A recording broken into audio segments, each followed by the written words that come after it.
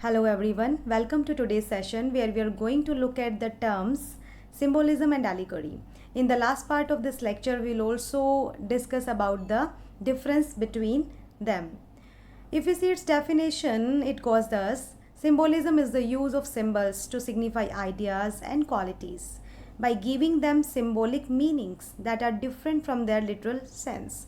In other words, we can say symbolism is a literary style of using symbols to convey abstract ideas and quality. To understand it more properly, we can see this statement: rebels raised a white flag to negotiate.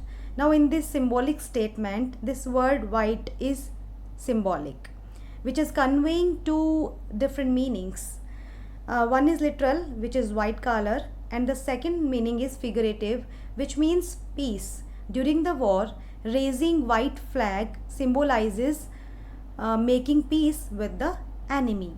So here, in this way, you can see that symbols are used to convey symbolic meaning. So here we can see that with the help of symbolism, writers can give double meanings to the words. And it can be said that symbolism is a sort of secret language between the writer and the reader. These are some of the symbols which I have listed. The first one is red rose or red color. While watching or while reading any literary work, if we come across these words or these objects, red rose or red color, we can sense their symbolic meaning, which is love or romance. Dove, the word dove or this bird dove is a symbol of peace. And this object or this symbol ladder is also used by writers when they want to convey connection between heaven and hell. Broken mirror represents separation. Chain, this is also a symbol of union, and sometimes it also symbolizes imprisonment. So here we can also notice that symbols can the meaning which symbols convey, they can vary depending on the context. In some context, we can see chain can give this meaning of union, and in other context, this word chain can convey the meaning of imprisonment. Now let's elaborate it more by watching that how symbolism can be employed through physical objects, characters and events. To begin with physical objects, let's take an example of a poet who wants to share his happiness, or who wants to convey this idea of happiness, innocence or harmony with nature. And what he does, he writes a poem about a flower dancing in the wind. So how here poet has used this physical object, flower dancing in the wind, to convey happiness, innocence and harmony with nature. Second one is characters. Characters, deployment of characters and symbolic characters. There is a very famous example, The Fairy Queen by Edmund Spenser, and in which there is a female knight, Britomart, who is representing, this character is representing the values of chastity and restraint. So how with the help of characters also we can give symbolic meaning. Events, now events can also be symbolic. For example, there's a story where a character has long hair, symbol which is a symbol of youth and innocence. But in the same story, there is an event that when that character who has a long hair chops off his or her hair, which is a symbolic of loss of innocence and youth. Or we can say it symbolizes the sacrifice, the many sacrifices a man has to make when he becomes adult, or in the process of becoming mature or taking responsibility. So how the act of cutting of the hair has become very symbolic of losing one's young age, attributes or characteristics. So events, here this event is neither a physical object nor character, but then too it is representing or it is symbolizing something. So this is what symbolism does.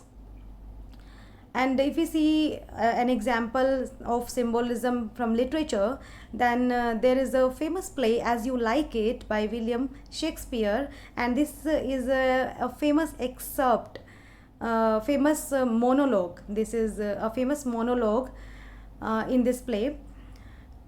All the world's a stage, and all the men and women merrily players. They have their exits and their entrances, and one man in his time plays many parts. Now in this excerpt we can very well get, with the help of these symbols, Shakespeare is has become successful in conveying this ultimate truth of temporal existence of man and women on this earth, or which is just like a stage where men and women are just like players who play their respective role and then depart.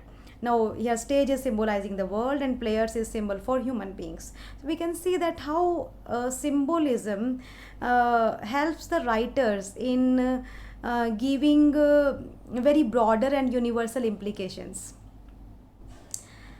The major types of symbolism include, in this I just want to tell you that in order to develop symbolism in their work, a writer uses many figures of speech like simile, metaphor, allegory, personification, hyperbole, metonymy. And in this particular session we are going to discuss this tool allegory in detail. Let's start it. Allegory. If we see its definition, an allegory is a story within a story. It has a surface story and another story hidden underneath. Now to get the proper hang of this definition, we should understand it with the help of an example, how it is a story within a story. We can take an example of two quarreling neighbors. The story might be about two neighbors throwing rocks at each other. This is a surface story, but through this story a writer can convey the story of war between two countries. So this is a story hidden underneath. So how with the help of story, a writer has very easily and very conveniently displayed or shown what he didn't want to tell openly or directly.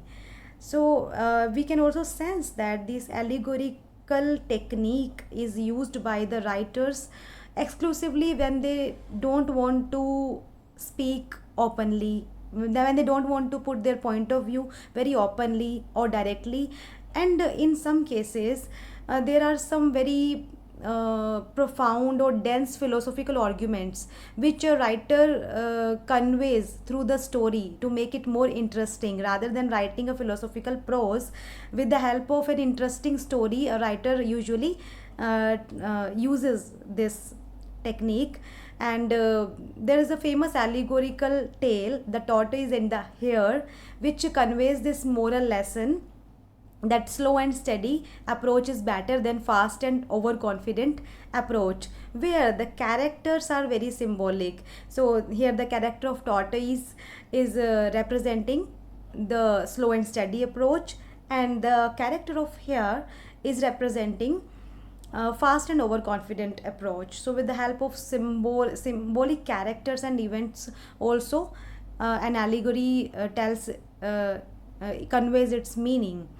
And in most of the allegories we'll find that they are based on religion, morality or politics. And as we have already discussed that the reason can be the writer's choice of telling something interestingly and saving himself from any controversy. We can see this example, The Fairy Queen by Edmund Spenser. It is very remarkable work by Edmund Spenser. It is a famous masterpiece, a moral and religious allegory. In this book, good characters are representing variety of virtues, while the bad characters are standing for vices. And when we read this story, we find that how uh, Spencer, how efficiently he has framed this story, and tells us very profound thought or truths with the help of interesting characters, as the character Redcross Knight is a symbol of holiness. And Lady Una in Fairy Queen, Lady Una is a symbol of truth, wisdom, and goodness. And her parents are the symbol of human race. And there is a dragon who is antagonist, who is the very symbol of evil. On the surface level, if we see this story, then we'll find that this character Redcross Knight is helping Lady Una in fighting dragon, so that they can get released there, so they can take their parents out from the clutches of dragon. This is the story at the surface level. And now we can shift this surface story to their values, virtues, and vices which they are representing. Then this story goes thus, that the holiness is helping the truth in fighting evil, so that the truth can regain its place in the hearts of the human beings. Now this very philosophical, or this very moral, is uh, told by Spencer with the help of interesting characters like Redcross Knight, Lady Una, her parents, and dragon. And the context in which Spencer wrote this was that these efforts are by Reformed Church of England, who is fighting against the dragon. Dragon is here Catholic Church. So in this context, Spencer framed this story. Next allegory is Pilgrim's Progress by John Bunyan. It is a spiritual allegory. And in this allegory, Bunyan has narrated a spiritual journey. It is a story about a Christian spiritual journey toward finding salvation. And here too, on the surface level, we find that there is a character Christian who is full of sins, but who is very determined to get salvation. So, and in his efforts, what he does, he leaves the city of destruction, and he moves towards the celestial city where God resides, and where he has uh, hope for salvation. And when he embarks on the journey, and on the way he finds a companion whose name is Faithful, and on the same way he also finds many obstacles in the form of characters who discourage him to continue his journey, like hypocrisy, Apollyon, Mr. Worldly Wise Man, Obstinate, and Pliable. So these all are the characters who uh, makes many strategies to stop him. Now this is the story at the surface level, but through this story Bunyan has displayed a very real spiritual journey of every human being, where every human being is represented by this character Christian, who is full of sins, but with the help of faith, hope, and his own strong willpower and firm determination, he can overcome all the obstacles, all those temptations and carnal desires, and all his hurdles, and achieve his goal of salvation or successfully. So in this way, John Bunyan has very efficiently and very interestingly carves out this story, and gives a very profound truth through this allegorical technique. Now, after discussing the uh, about symbolism and allegory, we can figure it out that symbolism is a literary device which uses symbols where one object stands for another object and which gives a particular meaning, while allegory is a narrative style where we find a story. Unlike allegory, symbolism doesn't narrate a story.